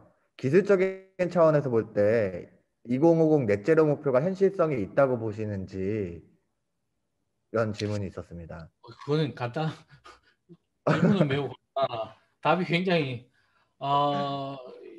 그 3020이라고 들어보셨겠습니다만 30년까지 20% 목표하는 3020이 사실은 탄소 중립의 하나의 첫 번째 게이트가 될 텐데요. 뭐 저는 개인적으로 3020까지는 문제 없을 거라고 보고 있고요. 2050의 탄소 중립 문제는 가능할 것이냐의 문제가 아니라 가능하도록 해야 된다의 문제로 보고 있습니다. 그렇기 때문에, 그러니까 물론 가능하기 위한 로드맵들이 있고, 그렇기 때문에 아까 뭐 효율도 사실은 35% 혹은 35% 모듈이라는 굉장히 혁신적인 어떤 공격적인 목표를 가지고 이렇게 하는 건데요. 어떤 가능해야 된다는 목표를 가지고 우리가 이제 R&D 투자도 하고 제도도 개선하고 또 노력을 해야 되는 부분이고요. 그러면 이게 진짜 될 것이냐의 부분은 제가 그런 얘기를 많이 하는데, 아까 태양광 2005년도, 2010년도와 지금하고 비교를 말씀드렸지 않습니까? 이 순전히 기술에 의한 변화거든요. 우리가 태양광 모듈이 와트당 0.1불이 되고, 그 다음에 설치 단가가 뭐 킬로와트당 우리가 100만 원 언더에서 할 수 있고는 상상도 못하는 얘기였습니다. 제가 그런 얘기를 많이 말씀을 드리는데요. 제가 연구소를 2003년에 와서 2010년까지 이제 과제들을 이제 뭐 여러분들 이제 혹시나 뭐 연구소나 학교 가면 많이 하시고 회사 가셔서 쓰신 프로포절이라는 걸 씁니다. 앞으로 이런 과제를 할 테니까 예산을 좀 주십시오라고 쓰는데, 거기 2010년까지도 기대 효과란에 어떤 걸 쓰냐면 이 기술이 개발되면 와트당 1불 모듈 시대를 열 수 있다 이렇게 쓰거든요. 2010년도입니다. 그러면 우리가 보통 기대 효과에 와트당 1불 시대라고 쓴다는 건 절대로 와트당 1불 시대는 오지 않을 거다라고 생각하기 때문에 쓰는 겁니다. 이해하시는지 모르겠습니다. 그러니까 우리 보통 기대 효과는 이게 절대 안 올 거야라는 마음을 쓰고 그래도 이게 씁니다. 그렇지만 지금 와트당 0.1불입니다. 그 기술의 진보, 사실 그 기술의 진보가 된 데는 사실은 글로벌한 시장이 커지고 국가마다 투자를 하고 R&D가 붙고 사람이 붙고 하면서 이렇게 기술이 진보가 됐기 때문에 지금 결정이 실리콘이 이론율 29%, 그 다음에 27% 효율에서 막혀 있었는 것도 페로브스카이트 태양전지라는 새로운 태양전지가 나오고 이 태양전지가 나오니까 두 개를 붙여서 35%까지 갈 수 있겠구나. 더욱이 그 새로운 태양전지는 한국이 주도해서 만들고 있구나. 이런 과정들이 그 기술로 인해서 탄소 중립으로 더 가까이 갈 수 있다라고 보고 있습니다. 답이 되는지 모르겠습니다. 네, 감사합니다. 그 추가 아마 이어지는 질문일 것 같은데요. 그 탄소 중립 위해서 그리고 더 기술 발전을 위해서 여러 국가적으로 또 연구도 더 지원을 해야 되고 또 제도 개선도 많이 해야 된다고 생각을 하는데 어떻게 연구를 더 지원하기 위해서 뭘 해야 된다고 생각하는지 혹은 제도적으로 좀 바뀌어야 될 부분들이 있다면 어떤 부분들이 바뀌어야 된다고 생각하는지. 네. 그러니까 이제 사실은 이제 그 뭐 연구적인 부분에 있어서 어떤 연구를 해야 될 건가에 대한 부분은 이미 이제 말씀을 드렸고 이제 이건 순전히 연구는 이제 우리나라의 얘기인데요. 우리나라 얘기인데 제가 이제 주로 말씀드리는 건 아까 마지막에 이제 플랫폼이라는 걸 많이 썼는데 지금은 좀 이게 굉장히 뭐 코로나보다도 더 위급한 기후 위기를 대응하는 기술이기 때문에 이게 단순히 뭐 시장이 생긴다, 먹거리가 생긴다 이런 차원은 넘어서는 거라고 봅니다. 그렇기 위해서는 국내 역량을 어떻게든 좀 결집할 수 있는 틀이 마련돼야 된다고 보고요. 그래서 제가 아까 뭐 공동연구센터다, 플랫폼이다라는 어떤 하나의 공간적인 틀이 있으면 국내 태양광 하시는 잘하시는 분이 많기 때문에 그 공간에서 각자가 어떤 가진 어떤 성과나 아이디어와 이것들을 하나로 모을 수 있는 그 과정이 정부에서 좀 해야 되는 일이 아닌가 보고 있고요. 아마 연구자들도 그렇게 이제 하려고 하고 있고 여기 계시는 분들도 지금 아마 학부모에서 고학년이다 그러면 당장 뭐 내년 후년이면 대학원 가시는 분들도 생길 텐데 그러면 뭐 또 이런 쪽에 기술 개발에 관심이 있으시다 그러면 탄소 중립을 가까이 당길 수 있는 기술 개발에 좀 조인하셨으면 좋겠네요. 네, 감사합니다. 그리고 이미 언론에서도 좀 많이 얘기되는 거기도 하고 태양광이 많아지는 만큼 그게 또 폐기되는 것도 사실은 이제 고민해야 되는데 폐기되는 부분들에 대해서 어떻게 관리되고 있는지 그리고 폐기만이 아니라 그 폐기된 태양광 패널에 대해서 재활용하는 부분들에 대한 또 질문들도 많았습니다. 예, 뭐 이게 사실은 이제 뭐 현재까지는 그 관리 부분이 약간 소홀했던 부분도 있었던 것 같고요. 근데 이제 기본적으로 제가 말씀드리고 싶은 건 태양광이 모듈이 수명이 뭐 보통 20년 얘기하기도 하지만 실제로는 30년쯤 됩니다. 그래서 요즘은 더 좋은 모듈이 나와서 새 걸로 갈아 끼우는 한이 있어서 수명이 다해서 이렇게 하는 것보다는 그러면 그 소위 얘기해서 중고 시장도 있습니다. 모듈을 리파워링이나 뭐 이렇게 이 노후 모듈을 다른 데 수출하기도 하고 뭐 그렇습니다. 그래서 사실은 모듈의 수명이 생각보다는 굉장히 길다라는 말씀을 좀 드리고 싶고요. 그럼에도 불구하고 이건 제가 전자파 이런 건 문제 없다는 말씀을 제가 전하고요. 그럼에도 불구하고 그렇기 때문에 폐기물은 실제로 이게 폐기물이라고 보기보다는 저희들은 거기서 리사이클링을 해야 되는 자원이다 이렇게 보고 있습니다. 그래서 관리는 저희 연구원에서 어떤 하나의 모듈 회수하는 기술 개발을 해서 여기 보신 것처럼 진천에 가면 태양광 재활용 센터가 있습니다. 센터가 있어서 이 센터를 통해서 관리되는 걸로 지금 산업부 주관으로 이렇게 진행을 하고 있는데요. 제 생각에는 당분간에는 이 센터가 잘 운영될 만큼의 폐모듈이 나올까 하는 생각입니다. 조금 더 더 있어야 이제 폐모듈이 본격적으로 나올 것 같고 생각보다 태양광 모듈의 수명은 길다 이렇게 말씀드리고요. 일단 국가적으로는 이게 지금 이런 사이트 센터가 만들어져 있고 또 최근에는 이제 다른 지역에서 민간 업체에서 이 사업을 한번 해보려고 하는 사업들도 있어서 뭐 크게 걱정 안 하셔도 될 것 같습니다. 그다음 질문으로 이제 스마트 시티 관련해서 좀 질문들이 있었습니다. 그래서 기존의 그 전력 거래 방식은이랑 좀 다른데 기존의 전력망 인프라를 그대로 쓰는 게 아니라 다른 새로운 망을 까는 것인지, 그리고 블록체인 기술을 사용한다고 하는데 어떤 식으로 거래가 이루어지는지에 대해서 질문이 있었고요. 이어서 에코델타 시티 내 공간, 건물, 설비 간의 공유에 대해서 말씀해 주셨는데 더 넓은 단위로 에코델타 시티 전체에서 발생하는 잉여 에너지를 다른 지역, 도시에 대표할 수 있는 시스템에 대한 계획은 없는지, 혹은 없다면 이에 대한 의견을 듣고 싶다고 질문을 남겨주셨습니다. 네, 그러니까 두 번째 질문은 여기서 이 사례를 다른 데 확대할 계획이 없는지 이 말씀이신 건가요? 조금 더 넓은 단위로 확대할 계획은 없는지에 대해서 질문 남긴 것 같습니다. 예, 예, 예. 사실은 블록체인 부분, 그건 제가 잘 모르는 부분이긴 한데요. 그래서 저희 이제 참여기관에서 이렇게 서울대 융합기술원이라고 참여기관에서 해서 제가 뭐, 효과적으로 다 설명을 드릴 수는 없을 것 같은데, 그냥 이게, 현재 지금 시스템을 만들고 있습니다. 그러니까 우리 DR 시장에서 쓰는 앱처럼, 어떤 하루 전 시장에서 내가 내일 남겠다 하면 그 시장에 내놓으면 최저가로 그다음 수요자가 그걸 사가는 형태라고 제가 알고 있고요. 그래서 전체적인 이 앱이나 이런 시스템들을 블록체인 관리하면서 이렇게 개인정보 유출이나 이런 부분들을 미연에 이제 해결하겠다라는 컨셉이라고 보시면 될 것 같고, 기본적으로는 그냥 P2P 거래를 도심 단위에서 실증해 보겠다는 거라고 심플하게는 보시면 되고, 다만 좀 차이는 전력뿐만 아니라 열도 이 안에서 시스템적으로 넷째로 만드는데 활용을 하겠다는 얘기고요. 그다음에 이 사례를 사실은 이제 지금은 요 세 가지지만 사실은 요 에코 델타 시티의 일부만인데 요 에코 델타 시티의 주관 사업자가 지금 하나에너지가 이 전체 에코 델타 시티의 80만 평 에코 델타 시티 서비스의 주관사입니다. 그래서 하나에너지랑 협의를 해서 요 사례들은 조금 더 넓힐 계획이 있고요.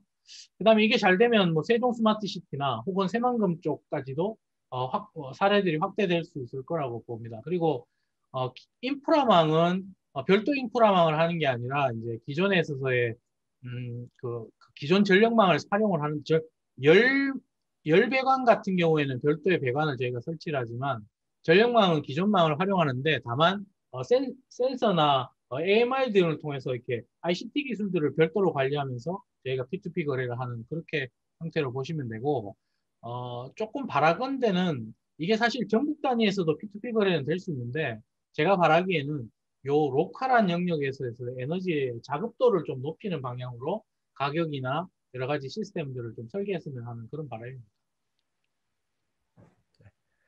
다음 질문인데요. 태양광 모듈 관련된 질문인데 도시형 태양광 모듈 관련해서 자전거 도로와 같은 태양광 모듈을 설치할 때 날씨에 따라 발생할 수 있는 기술적 문제가 있을 것 같은데 기술적 수준이 어느 정도 되는지 도시형 태양광 모듈을 사용하는 선진 사례가 있을지 좀 궁금하다는 질문이 있었고요. 또 이어서 그 방막 태양 전지에 대해서 앞으로 시장과 앞으로 건물이 지어질 때 필수적으로 설치하는 제도 도입의 필요성에 대해서는 어떻게 생각하는지 질문이 있었고요. 또 마지막으로는 BIPV가 도시 경관을 해칠 수도 있을 것 같다. 근데 이러한 문제를 해결하고자 이제 신미성을 고안해서 이제 태양광 전지에 색깔을 입히기도 하는데 거기에 대해서도 또 어떻게 생각하시는지 질의가 있었습니다. 예, 그럼 첫 번째 질문이 도로 같은 도시형 태양광인데요. 일단 우리가 흔히 도시형 태양광 속에 이제 건물은 부족하나마 어쨌든 건물은 지금 많이 시행이 되고 그러니까 우리가 BIPV라 그러면 빌딩 인테그레이티드니까 한마디로 이 태양광 모듈을 띄어내면 이렇게 완전 건물이 형성되지 않는 그러니까 완전 하나의 건자재로서 쓰는 거를 BIPV라고 그러기 때문에 이거는 실제로 이제 현존하는 기술이고요. 그다음에 자동차형 같은 경우는 자동차형 같은 경우에 여기 이제 현대자동차가 일부 이렇게 하고는 있지만 지금 현재 수준 지금 자동차는 그냥 엔진 껐을 때 공조 에어컨 돌리고 하는 수준이라면 이후에 효율이 지금보다 한 1.5배 정도 이상 올라지면 아까 말씀드린 것처럼 전기차가 당연히 다 될 거니까 실제로 전기차 주행거리도 조금 늘릴 수 있을 거다 이렇게 보고 있고요. 도로는 사실은 프랑스나 일부 그 국가에서 테스트를 했는데 실패했습니다. 왜냐하면 이렇게 하중 문제도 있고 또 깨지기도 하고 그러니까 누르니까 깨지기도 하죠. 그다음에 스크래치가 나고 뭐 등등의 이슈들 때문에 현재까지는 사실은 썩 그렇게 이렇게 성공적이지 못하는데, 근데 제가 아무리 생각을 해봐도 도심형 태양광이 제대로 이렇게 되려면 최소한 그냥 그 자전거 도로나 인도 블록 정도는 이게 패키지화돼서 이렇게 보도 블록이 태양광이 포함된 보도 블록이 나와야 되는 걸로 보이고요. 현재까지는 사실 그런 부분들은 좀 기술 개발이 미진한 상태라 아마 이거는 태양 전지도 덜 깨지는 뭐 아까 말했던 것처럼 유연한 태양 전지가 여기서도 적용될 수 있을 것 같은데 덜 깨지는 태양 전지가 와야 되고 이 패키징 소재도 굉장히 어떤 특수한 패키징 소재가 개발이 돼야 되는 그런 과제들이 있어서 그건 좀 기술 개발해야 될 영역이라고 저는 보고 있고요. 그 다음에 방막태양전지는 말씀드린 것처럼 사실은 2010년도 전후에 결정지 실리콘 태양전지가 글로벌하게 시장이 막 커지니까 그때 어떤 일이 있었냐면 세계적으로 결정지 실리콘 웨이퍼가 부족해지는 상황이 생겼습니다. 그래서 결정지 실리콘 가격이 막 올라져서 사람들이 그러면 웨이퍼를 쓰지 않는 방막으로 이게 대세가 전환되지 않겠냐. 뭐 디스플레이로 치면 CRT에서 평판형으로 가듯이 그렇게 대세하지 않겠냐 했는데 그렇게 가기보다는 실리콘 웨이퍼 하는 회사들이 증설하면서 결정지 실리콘 태양전지가 급격하게 가격이 떨어지면서 오히려 결정지 실리콘 태양전지 시장이 약 전체의 90% 이상을 차지하는 상태가 됐고요. 그래서 방막 태양전지는 굉장히 시장에 진입이 거의 잘 안 되는 상황이었는데 최근에 이렇게 질문 주신 것처럼 건축이나 이런 다양한 어떤 응용 측면에서 뭐 가볍다든지 색깔 구현이라든지 이런 부분이 용이하기 때문에 적용되는 게 조금씩 늘고 있는 이런 상황이고요. 건축물의 그 의무 제도는 지금 우리나라에서도 이게 국토부에서 공공 건축물이나 민간 건축물들의 어떤 재생에너지 의무 공급들이 지금 늘고 있습니다. 물론 이게 꼭 태양광이 아니라 다른 쪽으로도 이렇게 조금 이게 그걸 커버할 수 있는 조금 방법이 있긴 한데 가급적 태양광을 건물에 좀 많이 적용하게끔 하는 의무화 제도는 굉장히 저도 바람직하다고 보고요. 특히나 서울시 같은 경우에 그런 고민을 많이 하는데 제가 이제 서울시에 제안할 때는 무조건 공공 건물들은 다 태양광을 깔아야 되고 예를 들어 학교 같은 건물들 학교에도 사실은 뭐 당연히 태양광을 적용해야 되는데 실상은 학교에 태양광 적용하기가 그렇게 쉽지 않다고 합니다. 그래서 아까 제가 수용소 문제를 말씀드렸는데 그 부분에 대해서 학교 교육 과정에서도 그렇고 좀 더 탄소 중립이나 거기서의 태양광에 대한 필요성들을 더 잘 알려야 될 거라고 보고요. 사실 기술이라는 게 여타 이전의 기술은 그냥 뭐랄까요. 형이상학적인 측면에서 그냥 만들어서 주는 형태의 기술이었다면 제가 생각하는 최소한 태양광 기술 그리고 태양광을 기반으로 한 어떤 탈탄소에 대한 이 친환경 에너지 기술은 정말로 대중과 이렇게 같이 호흡해서 가야 되는 기술이다 이렇게 보고 있습니다. 그래서 태양광이 그런 거에서 좀 시작을 해야 된다고 보고요. 그 다음에 마지막 질문이 하나 있었던 것 같은데요. 제가 마지막 질문이 하나 있지 않았습니까? 제가 다 대답을 했나요? 방막까지 했었고 컬러 말씀 주셨나요? 컬러 태양전지는 사실은 이제 그건 아셔야 됩니다. 우리가 세상에 공짜가 없는 게 뭐 어떤 분은 투명 태양전지를 만들면 어떨까요? 라고 하시지만 투명하다는 것은 전기를 못 만든다는 얘기겠죠. 그죠? 그래서 사실은 전기를 만든다는 건 얘가 빛을 흡수해야 된다는 얘기니까 까맣다는 얘기입니다. 다시 말하면 컬러를 만든다는 것은 출력량은 줄어든다는 얘기입니다. 일단 그 전제는 우리가 공유를 해야 될 것 같고요. 하지만 도심에서 적용된 태양광의 개념이 예전에는 사실은 적용이 좀 이렇게 어렵다고 했을 때는 전기량이 너무 덜 나온다. 예를 들어서 우리가 적정 각도에서 세우는 것보다 건물 벽면에 90도로 세워놓으면 발전량이 30% 정도 이하로 떨어집니다. 그래서 발전량이 너무 적다는 단점들이 있었다 했지만 요즘은 컨셉이 그게 아니라 예쁘기만 하면 어떤 새로운 건축 자재로서 소량의 전기만 나오더라도 굉장히 적용되는 그런 측면이 있습니다. 그렇다 그러면 굉장히 신미성이 확보된 태양광 모듈이라면 다량으로 공급하면 다량으로 설치하면서 어떤 의미 있는 발전량까지 만들어내는 그런 컨셉이라고 보시면 되고요. 실제로 건축 자재는 상당히 비싼 고가의 소재이기 때문에 요즘 태양광 기술이 태양광 기능이 애드된다고 하더라도 어떤 가격 상승에 대한 부담도 적다고 얘기하고 있습니다. 그래서 소비자가 만족하는 혹은 건축 설계하시는 분들이 만족하는 정도의 컬러라든지 모양만 나와준다면 의무화 제도하고 결합돼서 굉장히 많이 적용될 수 있겠다고 생각을 하는데 그렇다면 과연 좀 더 예쁜 컬러가 나올 수 있겠느냐? 이게 이제 기술적으로 해결해야 될 부분이고 뭐 저는 사실은 다 예뻐 보이긴 하는데 안 그렇다는 분들도 계시니까요. 이거는 한편으로서는 태양광에 대한 일종의 수용성하고도 조금 맞물려 있는 거 아닌가 이렇게 생각을 하고 있습니다. 여하튼 컬러도 굉장히 적극적으로 앞으로 많이 늘어날 거다 이렇게 보고 있습니다. 추가로 또 질문이 있는데 그 전봇대나 선이 없이도 전력을 저장하고 전송할 수 있는 원거리 무선 전력 전송 기술이 현재 어느 정도 개발 중인지 궁금합니다라는 질문이 있었고요. 예. 추가로 정지해 있는 태양전지와 움직이는 자동차에 적용했을 때 발전 효율의 차이는 없는 건지에 대한 질문이 있었습니다. 사실 무선 전력 전송이 또 이 구역에서 끝판왕이지 않습니까? 사실 그래서 저희 연구원에서는 그 부분을 잘 안 아는데 제가 그래서 정확한 수치는 잘 모르겠습니다. 근데 사실 무선 전력 전송이 또 어떨 때 효용이 있냐면 우리의 우주 태양광이라는 컨셉이 또 있습니다. 사실 오늘 말씀 안 드렸는데 일부의 사람들은 그런 얘기도 하죠. 태양광을 우주 인공위성으로 띄워가지고 왜냐하면 태양광 우주에서 하면 굉장히 효율이 높게 잘 나오니까 얘를 무선 전력 전송으로 이렇게 지구에 보내면 어떠냐. 그랬더니 어떤 분은 그러면 지구의 온도가 더 뜨거워지지 않을까? 엔트로피가 증가해서 지구 에너지가 더 뜨겁지 않냐? 뭐 이렇게 하시는 분도 있고 그거야말로 스타워즈 아니냐 뭐 이 등등의 하는 부분은 있는데 연구하시는 분 일각의 우주 태양광과 무선 전력 전송이라는 키워드는 한 번씩 나오는 키워드고요. 그다음에 지상용 같은 경우도 그런 개념이 있는데 제가 알기로는 아직 그게 실용화 단계까지 그렇게 근거리로 효과적이진 않다고 보고 있고 제가 예전에는 그 단위를 기억했는데 지금은 정확한 수치는 기억이 안 납니다. 근데 아직 기술 개발할 부분이 많다고 보고요. 사실은 제가 예전에 몽골 사막 지역에 태양광 풍력을 설치하러 한번 출장을 간 적이 있습니다. 그 울란바토르 넘어서 뭐 한 7, 8시간 차 타고 가면 있는 지역인데요. 거기는 새벽에 5시부터 밤 9시까지 해가 쨍쨍하게 떠 있고 바람이 뭐 쉴 새 없이 잘 붑니다.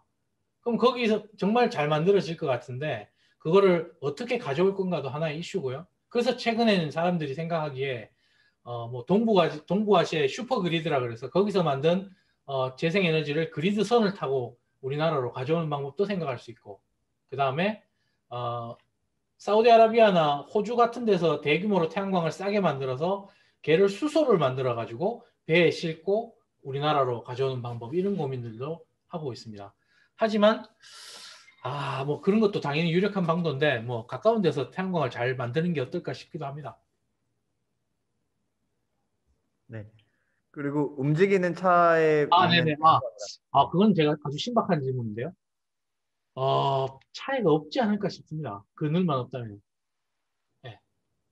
그건 한번 해봐야 될 것 같습니다. 네.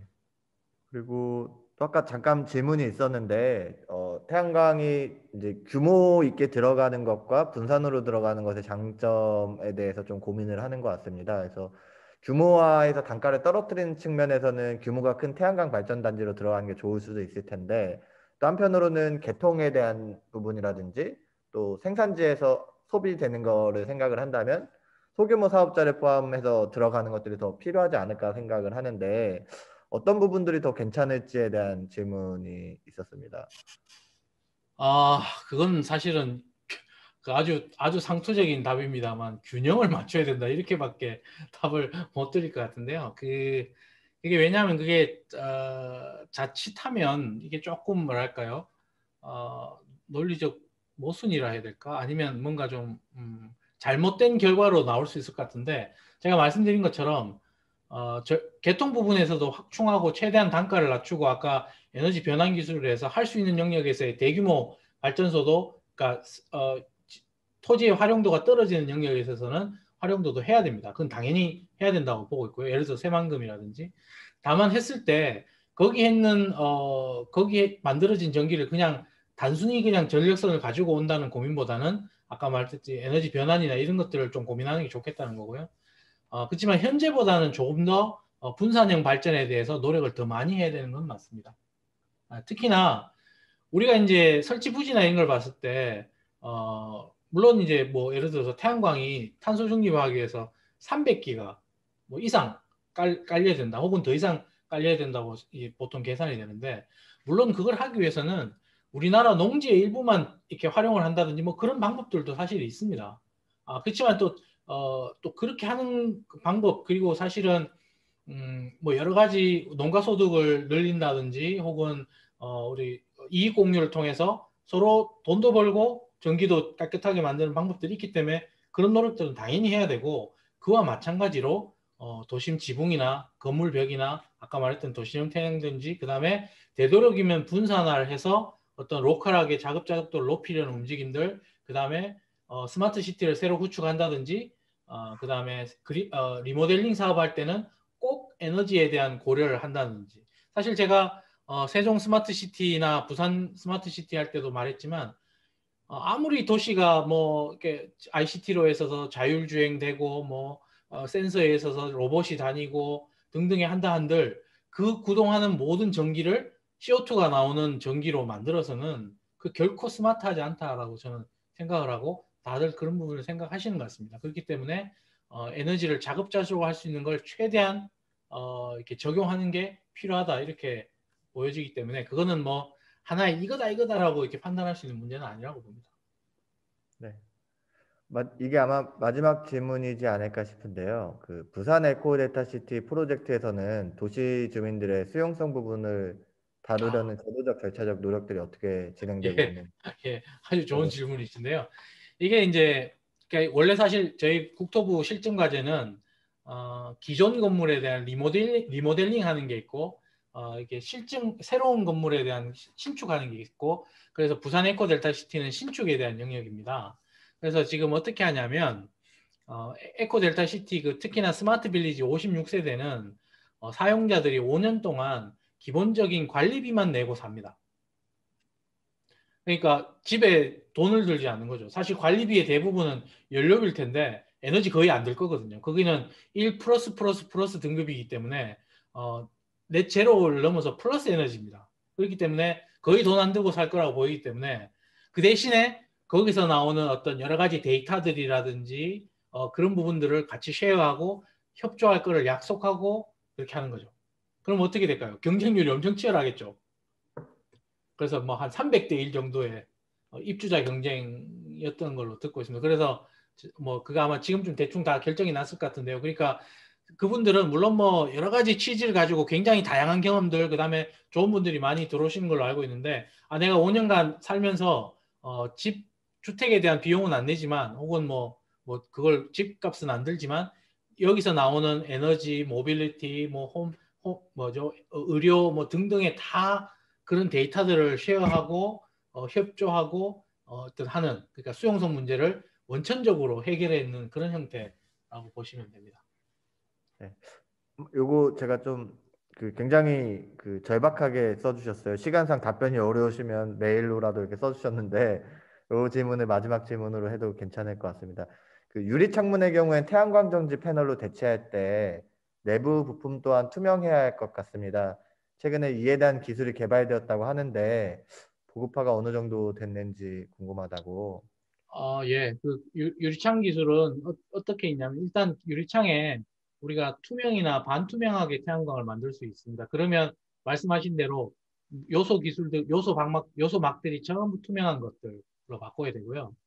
그렇게 되면 이제 태양광의 빛을 흡수하는 걸 매우 얇게 해가지고 빛을 일부 흡수하고 일부 나가도록 하는 이런 방식도 있고 또 하나는 웨이브 가이딩 기술이라 그래서 태양전지를 센터에는 비워놓고 이렇게 가장자리로 태양전지를 이렇게 붙인 다음에 빛이 그쪽으로 이렇게 가도록끔 이렇게 하는 그런 기술들도 있습니다.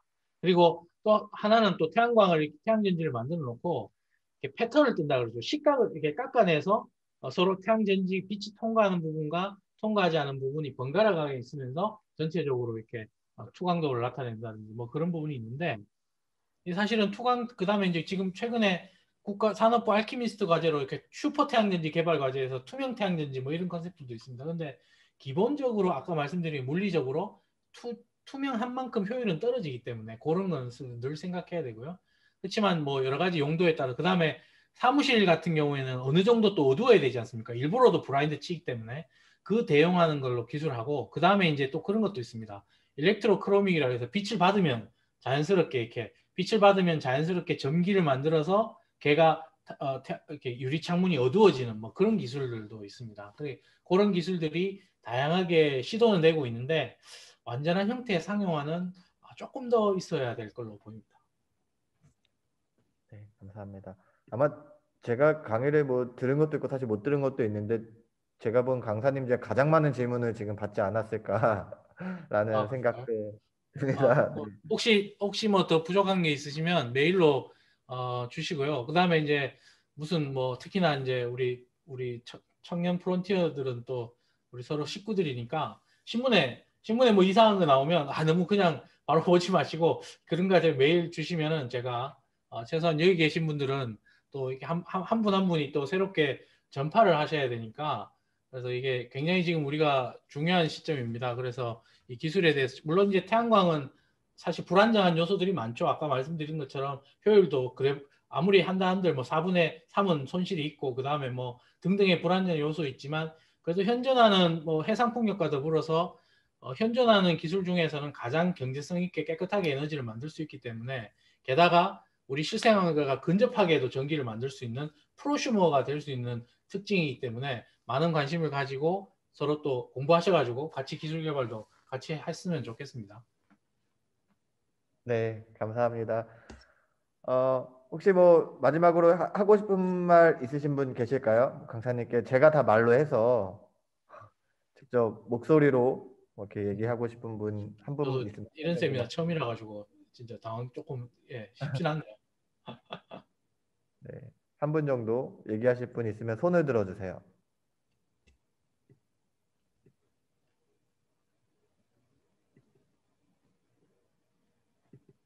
네. 그래 손을 굉장히 민지님, 눈 비비는 거군요. 네. 이게 자꾸 이렇게 손을 이렇게 하면은 제가 헷갈려가지고. 네.